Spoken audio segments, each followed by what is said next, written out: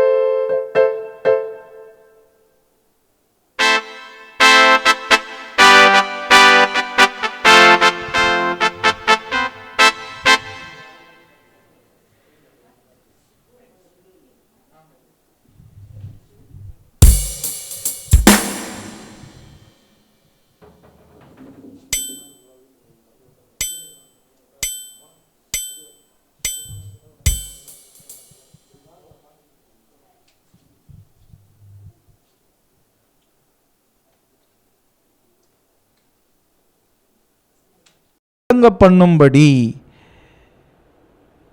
அவர்கள் முதிர் வயதிலும் கனி தந்து புஷ்டியும் பசுமையுமாய் இருப்பார்கள்.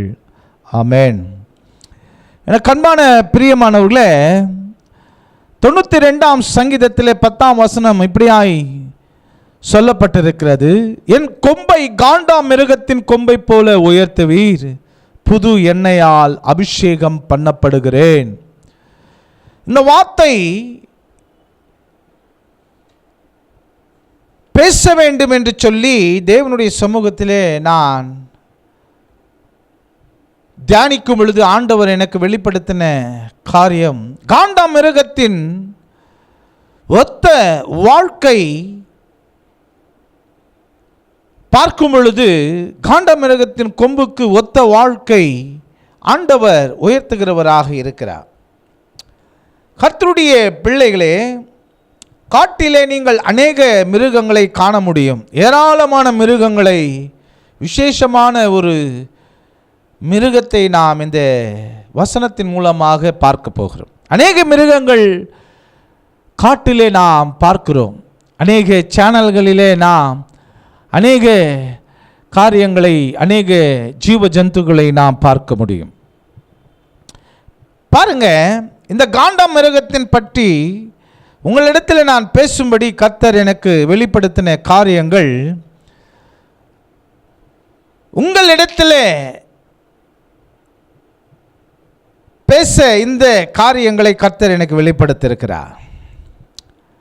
நம்முடைய வாழ்க்கையில் இருக்கும் அநேக காரியங்களை குறித்து நாம் தேவனிடத்தில் சொல்லும் பொழுது கர்த்தர் நம்முடைய வாழ்க்கையில் ஒரு சில காரியங்கள் அவருடைய சமூகத்திலிருந்து நமக்கு வெளிப்படுத்துவார். பாருங்க, என் கொம்பை காண்டாமிருகத்தின் கொம்பை போல உயர்த்துவீர், புது எண்ணெயால் அபிஷேகம் பண்ணப்படுகிறேன்.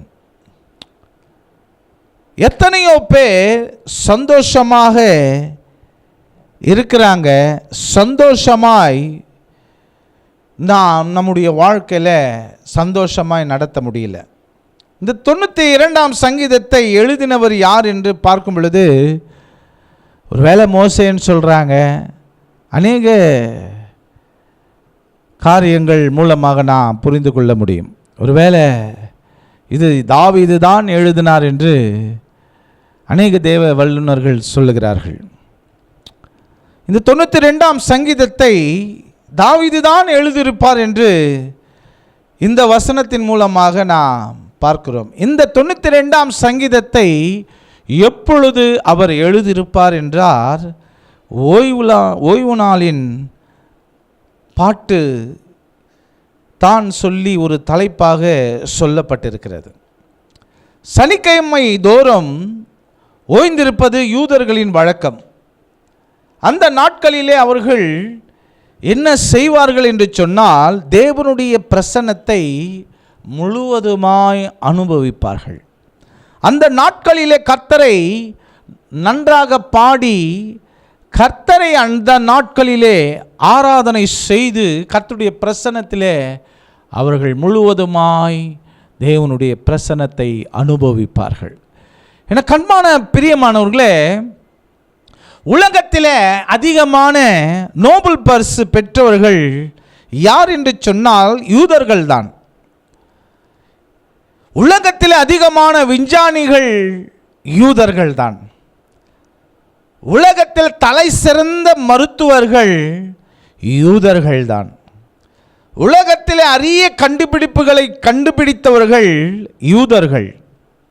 இதை நான் சொல்லவில்லை, உலகமே ஏற்றுக்கொள்ளுகிற ஒரு உண்மை சொல்லுகிறேன். எனக்கு கண்பான பிரியமானவர்களே, இந்த இடத்துல நாம் பார்க்கும் பொழுது உலகத்தில் மிகவும் அழகுள்ளவர்கள் யூதர்கள் தான்.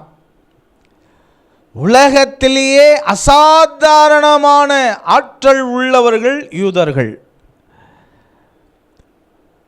பாருங்க, ஆகவே இவர்களுடைய வாழ்க்கையில் என்னதான் விசேஷம் இருக்கிறது என்று சொல்லி நாம் பார்க்கும் பொழுது, விஞ்ஞானிகள் இவர்களை குறித்து இவர்களுடைய வாழ்க்கையில் என்னதான் அப்படி ஒரு சிறப்பு இருக்கிறது என்று சொல்லி டிஎன்ஏ அவர்களுக்கு செக் பண்ணி ஒரு டெஸ்ட்டுக்கு அனுப்புகிறாங்க. டெஸ்ட்டுக்கு அனுப்பும் பொழுது, ஆராய்ச்சி பார்க்கும் பொழுது, அது டிஎன்ஏ நம்மளை போல தான் அவர்களுக்கும் டிஎன்ஏ இருக்கிறது என்று ஆராய்ச்சியாளர்கள் சொல்லுகிறார்கள். ஆம், என கண்பான பிரியமானவர்களே, பாருங்க, அவர்களுடைய வாழ்க்கையில் என்னதான் அப்படி சிறப்பு இருக்கிறது யூதர்களுடைய வாழ்க்கையிலே என்று சொன்னால், இஸ்ரவேலை ஆசீர்வதிப்பதே கர்த்தருக்கு பிரியம் என்று வேதம் சொல்லுகிறது. எது அவர்களுடைய வாழ்க்கையிலே விசேஷமாக கொண்டு வருகிறது? எது அவர்களுடைய வாழ்க்கையிலே மேன்மை கொண்டு வருகிறது? விஞ்ஞானிகளுக்கு புரியவில்லை. பெரிய பெரிய விஞ்ஞானிகள் இவர்களுடைய வாழ்க்கையில் இப்படிப்பட்ட சிறப்பு எப்படி என்று அவர்களாலே புரிந்து கொள்ள முடியவில்லை. ஆனால் தேவனுடைய மக்களாகிய நமக்கு புரிகிறது. அவர்களுடைய வாழ்க்கையில் ஒரு வித்தியாசம் காணப்படுகிறது. அது என்னவென்றால், கர்த்தருக்குள் என கண்பான பிரியமானவர்களே, ஆபிரகாமின் ஆசீர்வாதம் அவர்களுடைய வாழ்க்கையில் காணப்படுகிறது. ஆபிரகாம் எந்த நிலைமையிலே இருந்தான்? ஆபிரகாமை ஏன் தேவன் தெரிந்து கொண்டார்? ஆபிரகாம் தெரிந்து கொண்டது மாத்திரமல்ல, தேவன் ஆபிரகாமுக்கு ஒரு வாக்குத்தத்தத்தை கொடுத்து அழைக்கிறார். உன் இனத்தையும் உன்னுடைய காரியங்களையும் விட்டு வா என்று சொன்னவுடனே எல்லாவற்றையும் விட்டு ஆண்டவருடைய வார்த்தைக்கு கீழ்ப்படிந்தான் ஆபிரகாம். பாருங்க, அவனுடைய வாழ்க்கையில ஆண்டவர் ஒரு வாக்குத்தத்தத்தை கொடுக்கிறார். ஆபிரகாம் ஜாதிகளுக்கு தகப்பனாக இருப்பான், விசுவாசத்தின் தகப்பனாக இருப்பான் என்று தேவன் ஆபிரகாமை குறித்து இப்படியாய் சொல்லுகிறதை நாம் பார்க்கிறோம். பாருங்க, அது மட்டுமல்ல, அவர்கள் இயேசுவை அறியாதவர்களாக அநேகர் இருந்தாலும் கூட, பிரியமானவர்களே, அவர்கள் ஓய்வு நாள் எந்த ஒரு வேலையும் அவர்கள் செய்கிறதில்லை. யூதர்கள் ஓய்வு நாளிலே தேவனுடைய சமூகத்திலே ஆர்ப்பரித்து பாடி தேவனுடைய பிரசன்னத்திலே நிற்பார்கள். ஓய்வு நாளிலே எந்த ஒரு வேலையும் அவர்கள் செய்ய மாட்டார்கள். அவர்களுக்கு இருக்கிற அந்த ஜீவ ஜந்துக்கள் கூட அவர்களை மேய்க்க கொண்டு போக மாட்டார்கள். எனக்கு அன்பான பிரியமானவர்களே, பாருங்க, சில கிழக்கு நாடுகள் யூதர்களுக்கு விரோதமாக இவர்களை எப்படி ஆகிலும் தோற்கடிக்க வேண்டும் என்று அவர்கள் எண்ணம் கொண்டிருக்கிறார்கள்.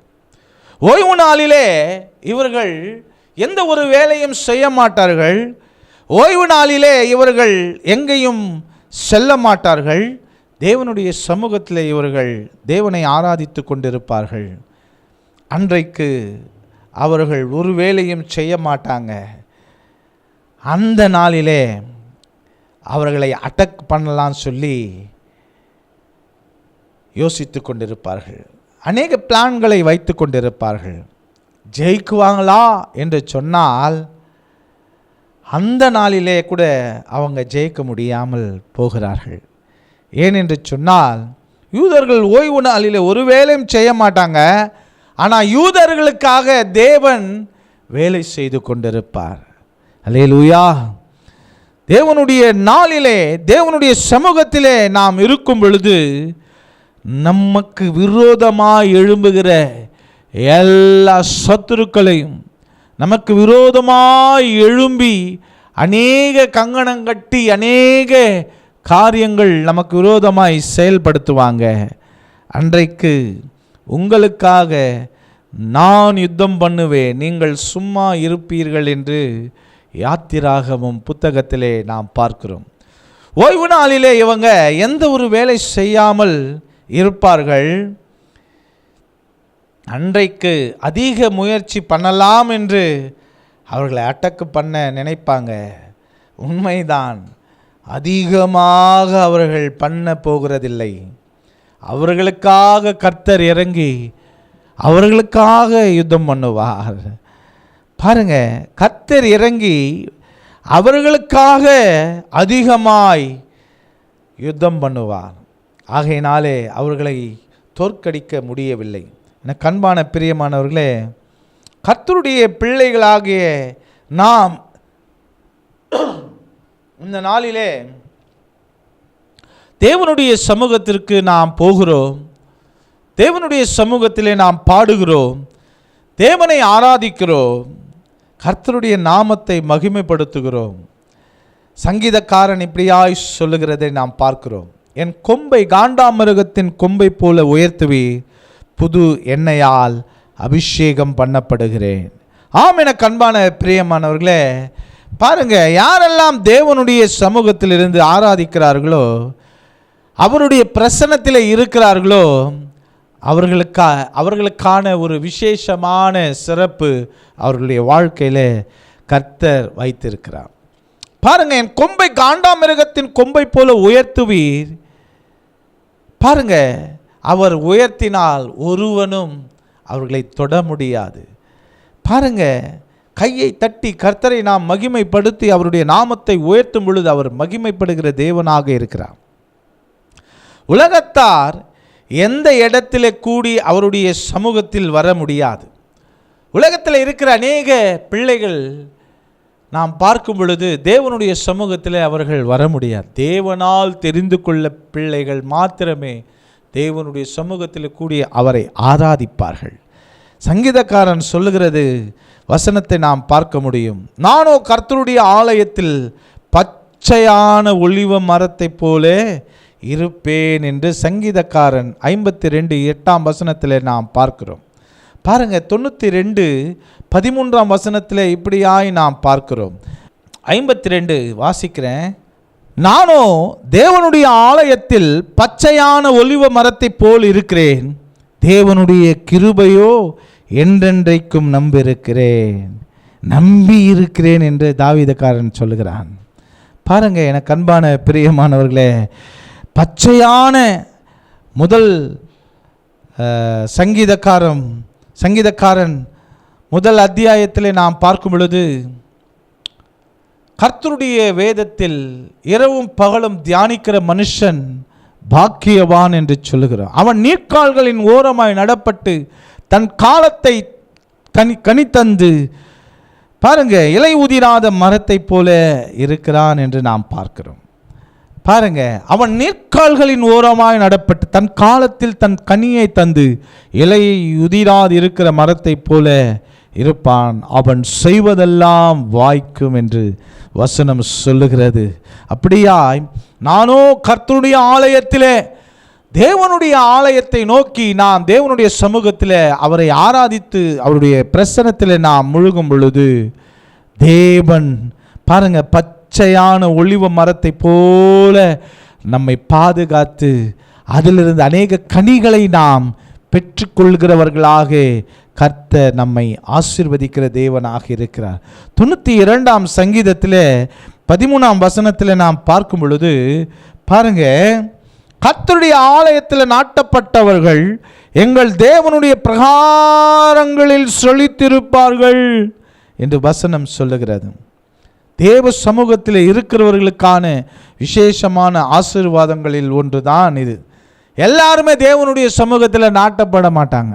அவர் யாரெல்லாம் அழைக்கப்பட்டிருக்கிறார்களோ, அழைக்கப்பட்டது மாத்திரமல்ல, யாரெல்லாம் தெரிந்து கொண்டிருக்கிறார்களோ அவர்களுடைய வாழ்க்கையில் புதிய ஆசீர்வாதங்கள், புதிய கிருபைகள், புதிய உன்னதமான ஆசீர்வாதம் அவர்களுடைய வாழ்க்கையில் வைத்திருக்கிறார். நாட்டப்பட்டது பாருங்க, எப்படியெல்லாம் அவர் நாட்டப்பட்டிருக்கிறார் என்று சொன்னால், நாட்டப்பட்டது யாரோ ஒருவர் கொண்டு வந்து நாட்டப்படுவார்கள்.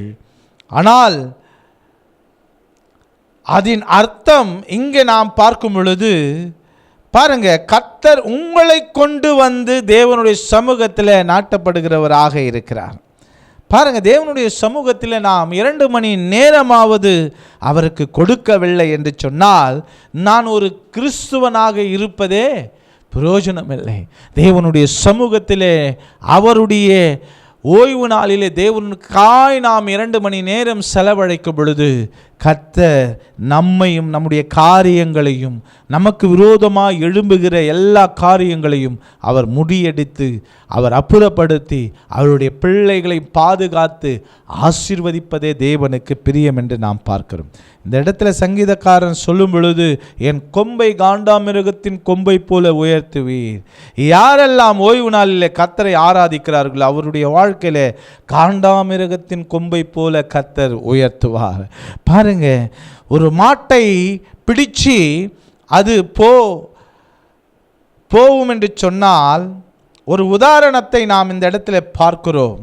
பாருங்க, அப்படியே நிற்கும். ஒரு ஆடு, ஒரு காகம் சொன்னால் அது பறந்து போகும். காண்டாமிருகத்தின் கொம்பை போல தேவன் நம்மை ஆசீர்வதிப்பார் என்று சொன்னார். பாருங்க, காட்டுக்கே ராஜா ஒரு சிங்கம்தான். அந்த சிங்கத்தையே ஓட விடுகிற ஒரு காண்டாமிருகத்திற்கு ஒரு சிறப்பை கர்த்தர் கொடுத்திருக்கிறார். அந்த சிறப்பு கர்த்தருடைய பிள்ளைகளுடைய வாழ்க்கையிலே கர்த்தர் கொடுத்திருக்கிறார். கர்த்தருடைய பிள்ளைகளுக்கு விரோதமாக அநேக காரியங்கள் எழும்பலாம், அநேக யுத்தங்கள் எழும்பலாம், அநேக காரியங்கள் அவருடைய பிள்ளைகளுக்கு அநேக காரியங்கள் மூலமாக அவர்களை சேதப்படுத்தலாம், அவர்களை அவமானப்படுத்தலாம், அவர்களை நிந்திக்கப்படலாம். ஆனாலும் கர்த்தருடைய பலத்த கரங்களுக்குள்ளே நாம் அடங்கியிருக்கும் பொழுது கர்த்தர் காண்டாமிருகத்தின் கொம்பை போல நம்மை உயர்த்துகிறவராக இருக்கிறார். பாருங்க, அநேக ஜீவ ஜந்துக்களை நாம் பார்க்க முடியும். பாருங்க, என் கொம்பை காண்டாமிருகத்தின் கொம்பை போல உயர்த்துவீர், புது எண்ணெயால் புது அபிஷேகம் பண்ணப்படுகிறேன் என்று ஆண்டவரே இந்த இடத்துல நாங்கள் பார்க்கும் பொழுது கர்த்தர் ஒவ்வொருடைய வாழ்க்கையில அளவுக்கு அதிகமான ஆசீர்வாதத்தை வைத்திருப்பார் என்று சொன்னான். இந்த வசனத்தின் மூலமாக நாம் புரிந்து கொள்ளுகிற காரியம் என்னவென்று சொன்னால், 1, நம்முடைய வாழ்க்கையில தைரியமாக இருக்க வேண்டும். 2, வெளிப்படையாக இருக்க வேண்டும். 3, உடைந்து போன வாழ்க்கையை மறுபடியும் சீரமைத்து கர்த்தர் ஒரு புதிய வாழ்க்கை நம்முடைய வாழ்க்கையில் வைத்திருக்கிறார். அன்றைக்கு சிங்கம் காட்டுக்கு ஒரு ராஜாவாக இருக்கலாம், ஆனால் அந்த ராஜாவையே ஓட விடுகிற அந்த காண்டாமிருகத்தினுடைய வாழ்க்கையில் ஒரு சிறப்பு கர்த்தர் கொடுப்பார் என்றால், அவரை நம்பி ஜீவிக்கிற பிள்ளைகளுடைய வாழ்க்கையில் கர்த்தர் அதைவிட சிறப்பான காரியங்கள் ஒவ்வொருவருடைய வாழ்க்கையில வைத்து கர்த்தர் அவருடைய பிள்ளைகளை ஆசீர்வதிப்பதே அவருக்கு பிரியம் என்று வேத வசனத்தின் மூலமாய் நாம் பார்க்கிறோம். அவரை நம்பி ஜீவிக்கிற பிள்ளைகளுடைய வாழ்க்கையில ஒரு குறைவும் என்று கர்த்தர் நடத்துகிறவராக இருக்கிறார். சிங்க குட்டிகள் பட்டினியா இருக்கும், கர்த்தரை தேடுகிறவர்களுக்கோ ஒரு நன்மையும் குறைவுபடாது. நாம் தீமையை விட்டு நன்மை செய்யும் பொழுது கர்த்தர் நம்மை உயர்த்துவார், கர்த்தர் நம்மை ஆசீர்வதிப்பார். ஒரு விசுவாசியினுடைய வாழ்க்கையிலே தைரியமாய் நிறைந்த ஒரு வாழ்க்கை நாம் வாழும் பொழுது கர்த்தர் நமக்கு முன்பாக இருந்து நமக்கு விரோதமாக எழும்புகிற எல்லா சத்துருக்களையும் அவர் யுத்தம் பண்ணி அவர் அப்புறப்படுத்துகிறவராக இருக்கிறார். இந்த கிரைஸ்ட் டிவியின் மூலமாக அன்பு சகோதரர் மூலமாக நமக்கு இந்த நேரத்தில் கொடுத்த இந்த வாய்ப்பினருக்காக முதலாவது தேவனுக்கு நான் நன்றிகளையும் ஸ்தோத்திரங்களையும் ஏறெடுக்கிறோம். அன்பு சகோதரர் அவரையும் அவருடைய மனைவியும் பிள்ளைகளும் அவரோடு இணைந்து செயல்படுகிற இந்த கிரைஸ்ட் டிவி சகோதரர்களையும் கர்த்தர் அளவுக்கு அதிகமாய் ஆசீர்வதித்து இந்த வார்த்தையின் மூலமாக அநேகர் கேட்டு அநேக பிள்ளைகள் இந்த இடத்திலே கூடி அநேக பிரசங்கங்களோடு வந்து போதிக்கிறவர்களாக அநேகருக்கு பிரயோஜனமாக இருக்கும்படியாக கர்த்தர் ஒவ்வொரு பிள்ளை கொண்டு வந்து இந்த கிரைஸ்ட் டிவியின் தேவைகளை சந்திக்கும்படி கர்த்தர் அளவுக்கு அதிகமாய் பல கனிகளை திறந்து ஆசீர்வதிக்கும்படி இந்த நேரத்திலே இந்த மீதியான நேரத்தை உம்முடைய பாதத்தில் ஒப்பு கொடுக்கிறோம். கர்த்தர் தாமே இந்த வசனங்களை ஆசீர்வதிப்பாராக. ஆமென். ஒரு நிமிடம் நாம் தலைகளை வணங்கி கண்களை மூடி நாம் செபிப்போம். நல்ல தகப்பனே உம்மை துதிக்கிறோம், ஸ்தோத்தரிக்கிறோம். அப்பா பிதாவே, இந்த நாளிலே கூட ஆண்டவரே இந்த வார்த்தைகள் மூலமாய் ஆண்டவரை கேட்கிற ஒவ்வொருவருடைய வாழ்க்கையிலே புதிய ஆசீர்வாதங்கள், புதிய கிருபைகள், புதிய ஆண்டவரே காரியங்கள் நீர் செய்யும்படி ஆண்டவரே அன்றைக்கு ஆண்டவரே தாவீதினுடைய வாழ்க்கையில் எத்தனையோ போராட்டங்கள், எத்தனையோ பிரச்சனைகள், சொல்ல முடியாத வேதனைகள் ஆண்டவரே.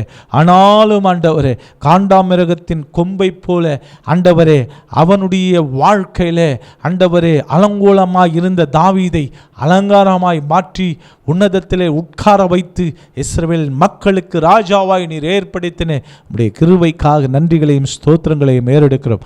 இந்த வார்த்தைகளை கேட்கிற ஒவ்வொரு பிள்ளையினுடைய வாழ்க்கையில் நீர் ஆண்டவரை தொடும்படியாக அநேக பிள்ளைகளுடைய வாழ்க்கையில் தைரியத்தையும் விசுவாசத்தையும் நம்பிக்கையிலும் பலப்படும்படியாக உடைய சமூகத்தில் ஒப்பு கொடுக்கிறோம்.